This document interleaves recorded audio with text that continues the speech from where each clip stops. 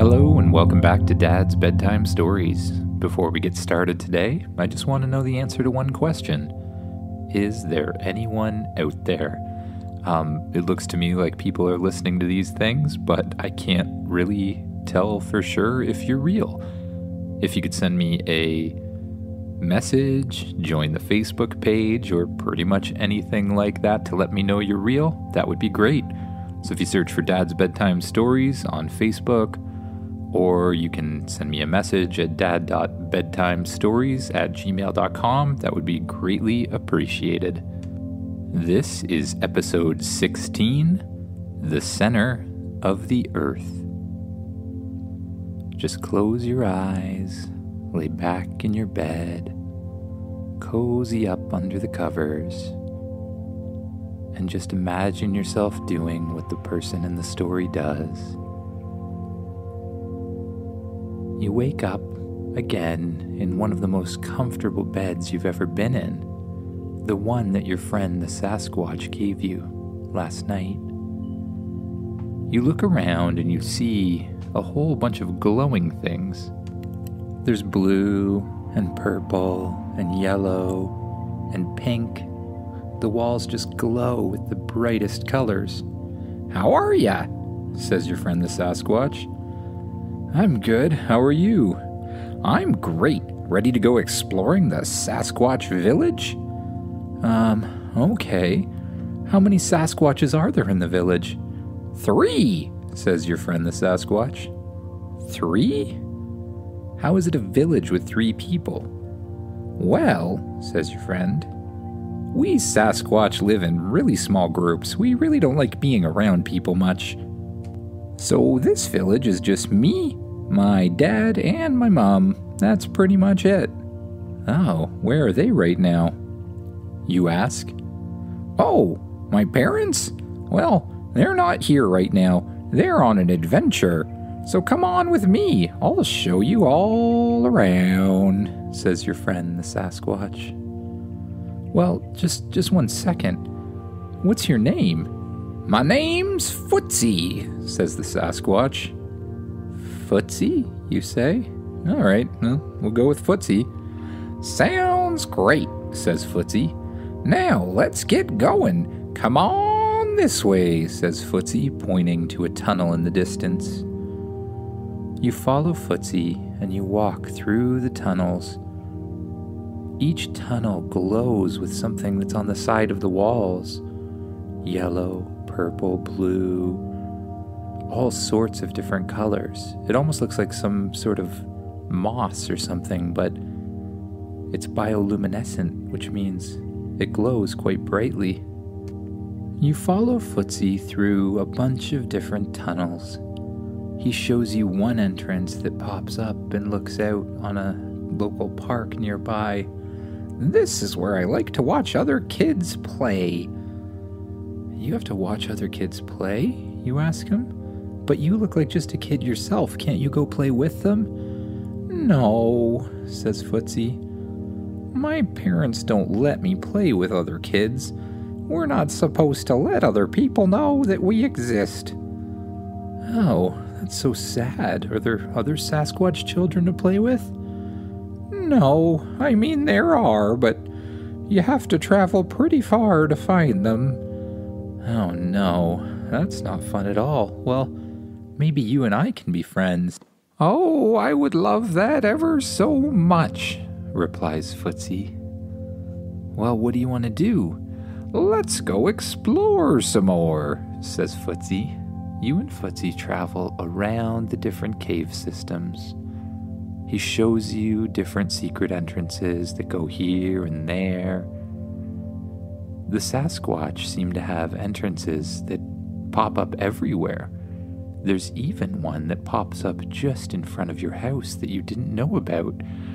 "I've actually been trying to be your friend for a long time," says Footsie, showing you the entrance to your house.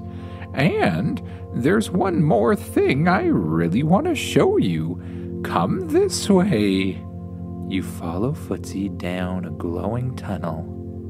This tunnel goes down and down and down. and eventually it comes to a huge hole. "This is an entrance to the center of the world." "The center of the world, you ask? What do you mean the center of the world? I thought the world was solid." "Oh no, the world is not solid at all," explains Footsie. "You can go down and down and down, and you come to a place where all the animals live." "What animals, you say? Don't all the animals live on the planet?" "Well, many of them do, but there's quite a few who hide in the center of the earth. You see, there's many animals that don't like humans," explains Footsie. "That don't like humans? Why don't they like humans?" "Well, humans can be a bit invasive at times. So, they found a place in the center of the earth and they've been living there ever since," explains Footsie. "Come see." Footsie jumps down a tube that looks a lot like a huge slide. You shrug your shoulders and figure, why not? You jump inside the tube and head down the biggest slide you've ever been on. Down and down and down you go until you pop out in a huge opening. It's like nothing you've ever seen before. It's kind of like a cave, but a cave that's way bigger than you can imagine. The ceiling goes up incredibly high, and on the top of the ceiling is a bunch of glowing moss that keeps everything lit up. You and Footsie walk through the underground. There's trees growing, plants, grass. You pass lakes inside the center of the earth. Pretty much everything that would be on top of the earth. This is amazing, but where does the light come from? "Well," says Footsie, "the light comes from two places. First, there's the light from the glowing moss, which you've already seen. And then there's the light from the core of the earth. It also provides warmth." "It provides warmth? Can we go see it?" "Of course we can," says Footsie. You and Footsie walk towards the core of the earth. As you get closer, the core appears. It's kind of floating in a gigantic hole. It's red and bright and looks a little bit like a sun. It's not really what you expected to be in the core of the earth. That's amazing. And then you see something from beside you. "Hey, what are you doing here?" You look over and see a huge rock creature or something like that. What are you?" you ask. "What am I? What's a human doing down here? Haven't you ruined enough of our habitat?" I haven't ruined any of your habitat," you explain. "I just want to be friends with everybody." "Well, if you wanted to be friends with everybody, you wouldn't be messing with the core of the earth. It's already starting to die, and I think you might be here to finish it off." "What do you mean it's starting to die?" you ask. That's not good at all." "Oh, now you think it's not good. I'll show you." The big golem starts punching his hands together, making huge breaking noises. "This is not going to be good," you say. "Do you require assistance?" asks the spaceship, who pops out of your pocket. "I don't know, spaceship.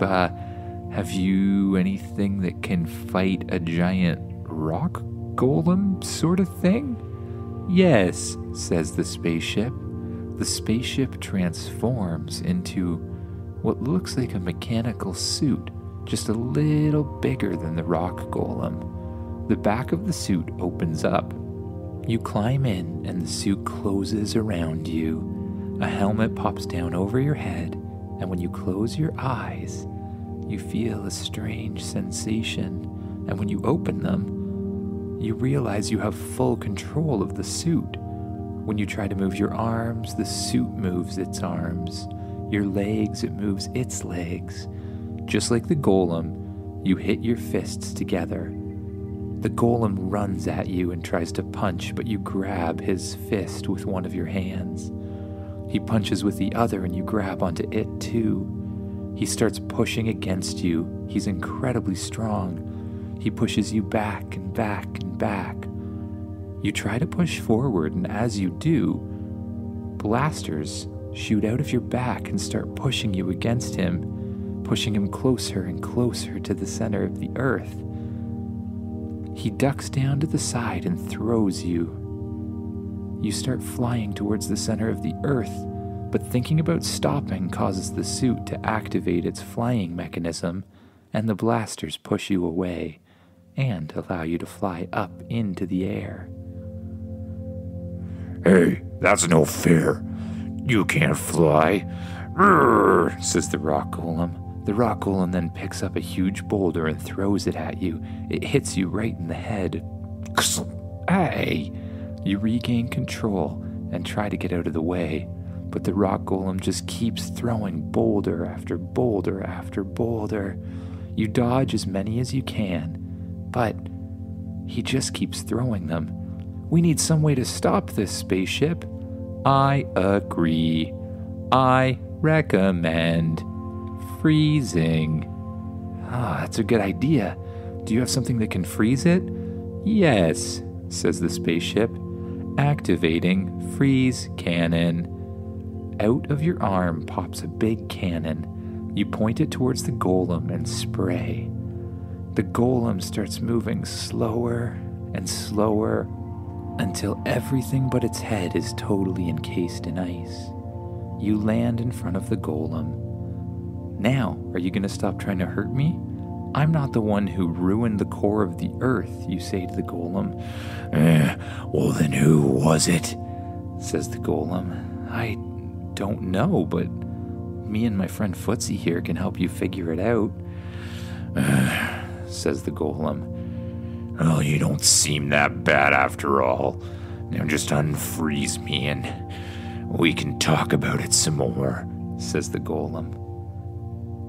You use a laser in your hand to unfreeze the golem. It slowly melts the ice away and allows him to move again.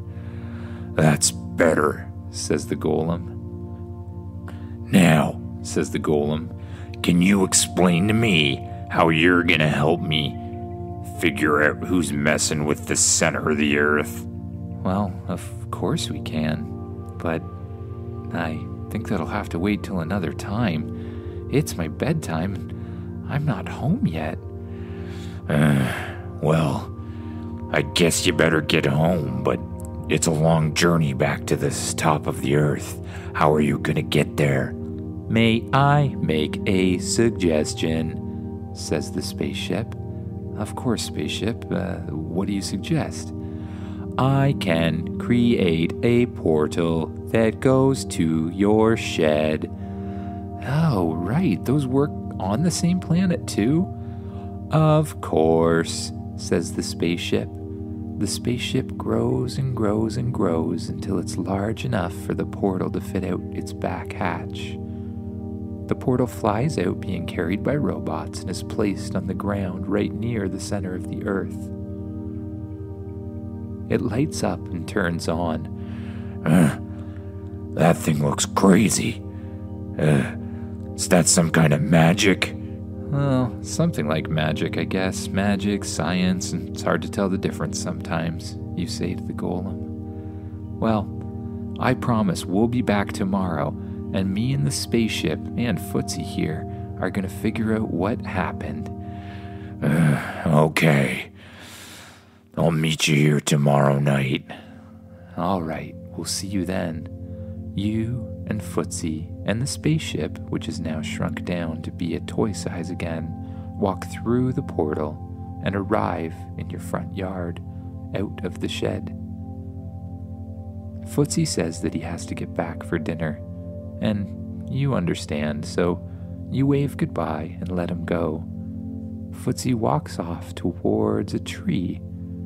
He presses a little button, and the tree pops up in the air, creating a little entrance. He jumps inside, and the tree goes back to its normal position, like no one was ever there.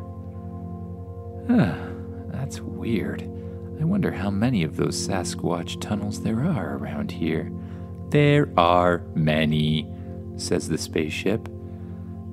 Okay, spaceship. Anyways, we better get to bed. I've been gone for a whole day and I think we forgot to leave one of those robots. I took care of it. You walk inside your house and back to your bedroom. There you see the robot version of yourself. Hi there. Are you back? The robot starts sparking and blasting and again melts into a huge puddle of goo. As you may recall, the robots are designed to self-destruct when you come in contact with them. That way, there's never two of you in one place. Spaceship, you say, do the thing where you get rid of that. The spaceship shines a light on the pile of goop and it slowly dissolves into energy and gets sucked into the spaceship. You turn off the lights in your room, climb into your bed, and pull up your covers. Your eyes are getting very, very heavy, and you allow them to close. You notice any tension in your shoulders, and you let it go. You notice any tension in your arms, and you let it go. Notice any tension in your legs and your feet, and you let it go. And last, you notice any tension in your face, and you let it go. Letting yourself sink deeper into the covers. With every breath, you become more and more relaxed, and sink down deeper and deeper into the bed, allowing yourself to drift off to the world of sleep and dreams.